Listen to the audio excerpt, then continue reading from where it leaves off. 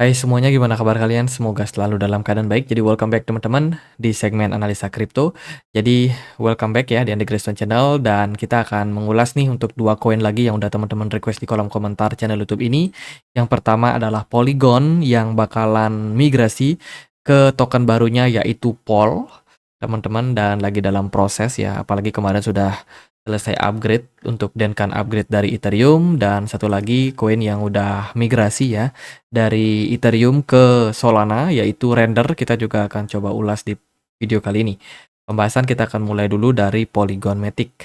Matic hari ini diperdagangkan di kisaran level 16.000 something, teman-teman. Kemarin udah sempat nyentuh $1 lebih ya. Sekarang ada koreksi yang terjadi di mana penurunan itu senilai 8%, teman-teman. Lumayan penurunan yang terjadi pada Polygon. Dan ada narasi apa sih? Nah, yang pertama adalah Polygon sudah sukses dengan upgrade terbarunya ya Ethereum Denkan, di mana ini berfungsi untuk meningkatkan kembali performa layer kedua. Kemudian juga ada fee yang bisa lebih murah, teman-teman, untuk setiap transaksinya, kecepatan yang lebih baik, serta keamanan. Denkan upgrade tentu saja ini merupakan sebuah peristiwa penting, teman-teman, untuk ekspansi yang lebih besar ke depannya. Ini menurut saya adalah awal di mana layer kedua ke depannya akan semakin populer, teman-teman, dan ekosistem daripada Ethereum yang memang sudah dibangun sejak lama akan semakin kuat. Ya, jadi ada pemuktakiran Denkan yang akhirnya terjadi pada tanggal 13 Maret kemarin, dan tentunya ini meningkatkan efisiensi yang dimiliki oleh layer kedua, di mana ada peningkatan di fitur-fitur melalui EIP 4844 untuk menurunkan biaya protokol yang signifikan. Dan dengan hal tersebut tentunya Polygon itu akan bisa mendapatkan adopsi yang lebih besar lagi, teman-teman. Kemudian ini kita lagi dalam proses implementasi Polygon 2.0. Jadi nanti ke depannya Matic itu akan berubah token ya menjadi POL, teman-teman, sesuai dengan apa yang mereka sudah canangkan dari tahun 2023 ya, yang sudah dipublikasikan. Ini adalah sebuah proses yang mungkin akan memakan waktu, mulai dari Matic akan beralih ya ke POL, di mana dari mereka punya ekosistem ini akan semakin disederhanakan lah, istilahnya seperti itu ya, dengan program-program tentunya yang tidak akan kalah, teman-teman, dengan Matic yang sekarang. Akan ada emisi yang tentunya mereka efisiensi. Saya sendiri belum dapat bocoran ya ke depannya supply token ini akan berapa, karena kalau dari Polygon sendiri akhirnya menjadi unlimited supply ya, juga itu bisa menjadi upgrade yang kurang begitu baik ya.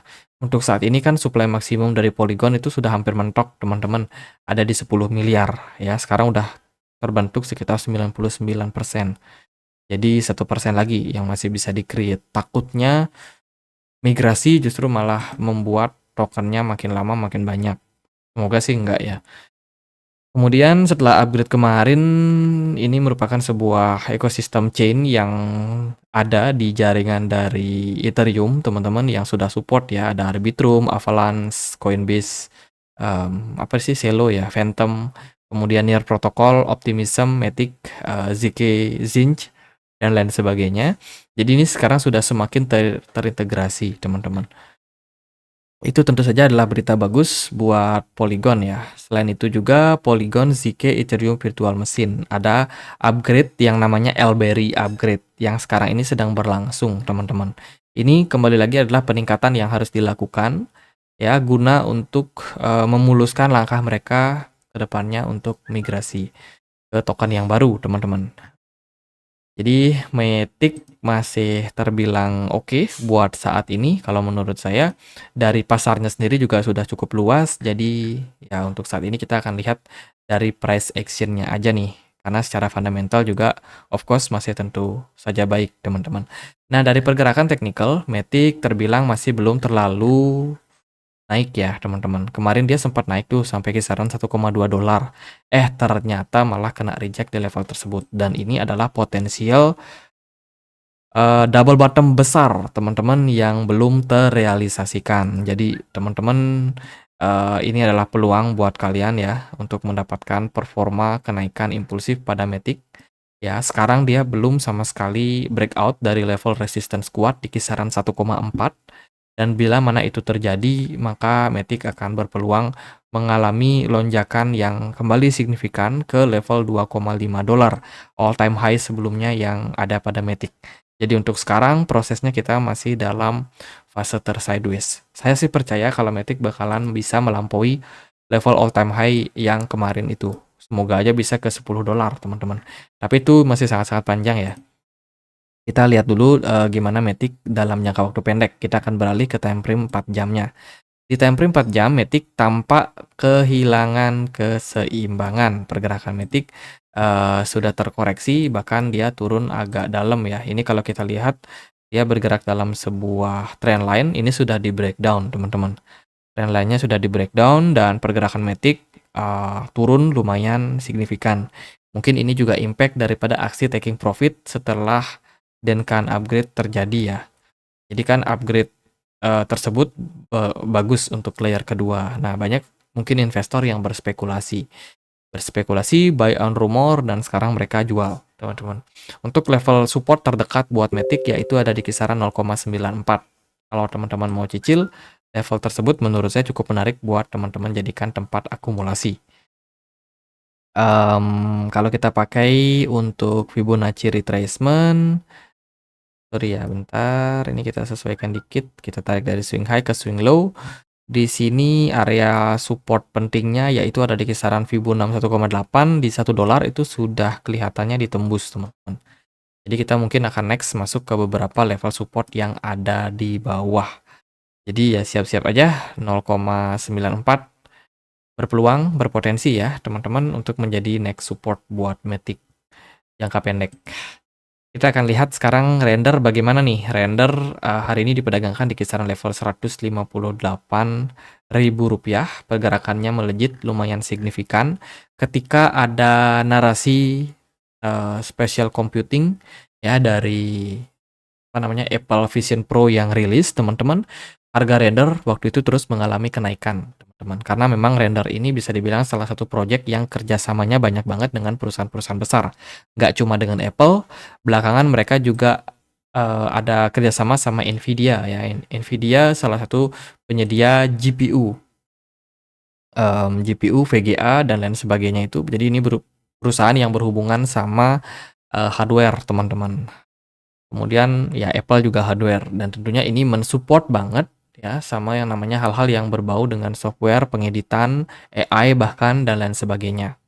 Jadi render ini bakalan ada acara gitu, teman-teman, ada acara live talk ya bersama dengan Nvidia, dan ada beberapa proses atau ada beberapa pembahasan yang mereka akan bangun terkait dengan perkembangan dari AI and human creativity, teman-teman. Membuka potensial kreatif, sinergi antara AI dan juga kreativitas manusia. Perbincangan ini akan dilakukan di Selasa tanggal 19 Maret ya, render dan juga Nvidia. Kemudian pembahasan akan dilanjutkan, teman-teman, untuk mendalami visi OpenAI untuk masa depan AI.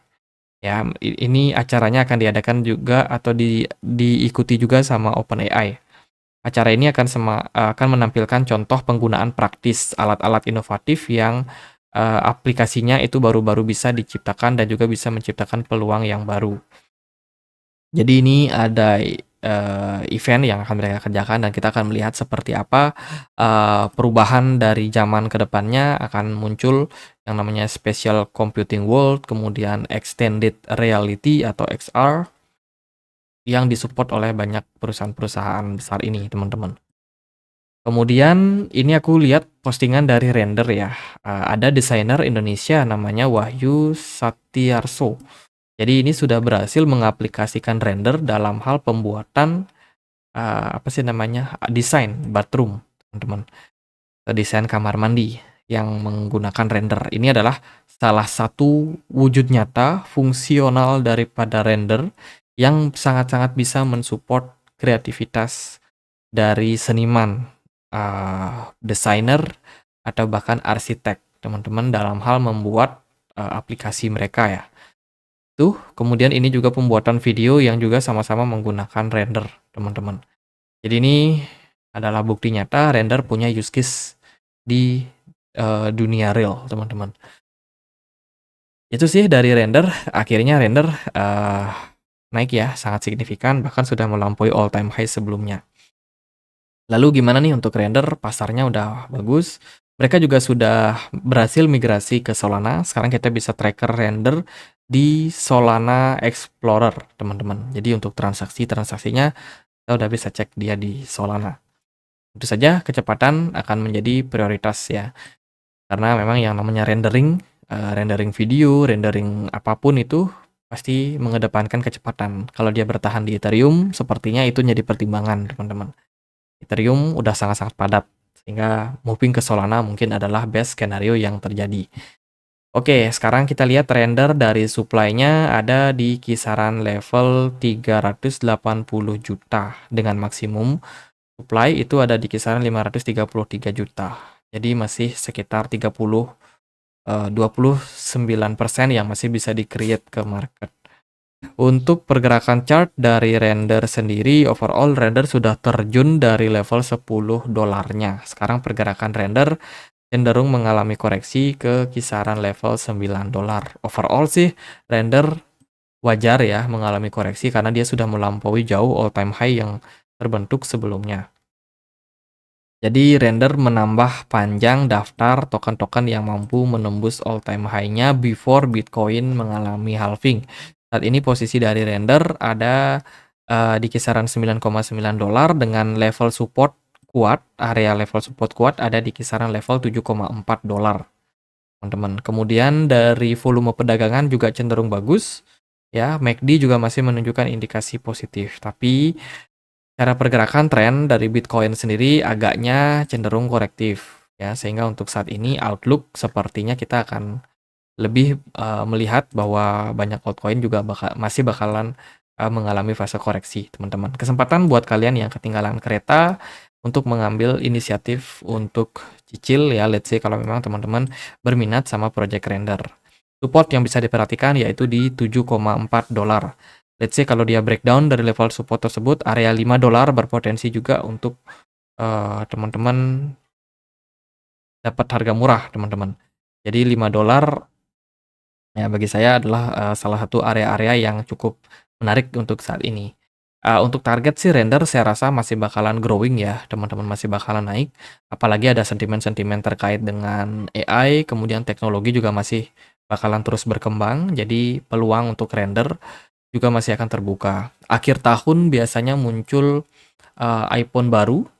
Jadi itu juga bisa menjadi narasi-narasi yang bagus buat render. Siapa tahu render dimasukkan ke dalam software atau hardware ya yang akan mensupport tentunya Apple, Nvidia, dan kawan-kawan. Jadi buat saya sih gitu buat render, jadi masih terbilang menarik.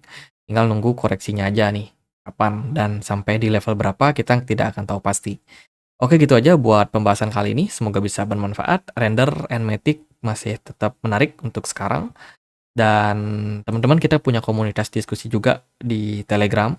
Ya, jadi buat teman-teman yang mungkin mau join di komunitas Telegram kita, ya kan, yang pengen dapat update-update berita terbaru, kita juga selalu update teman-teman. Jadi ada banyak sekali narasi-narasi yang kita buka di sini, membuka untuk diskusi sebenarnya. Dan juga untuk menambah pengetahuan aja buat teman-teman atau menambah informasi buat teman-teman. Jadi gitu aja buat update kali ini. Semoga videonya bisa bermanfaat. Kalau kalian suka konten seperti ini, jangan lupa like, comment, and subscribe. Jadi gitu aja. Akhir kata saya Andri. Makasih.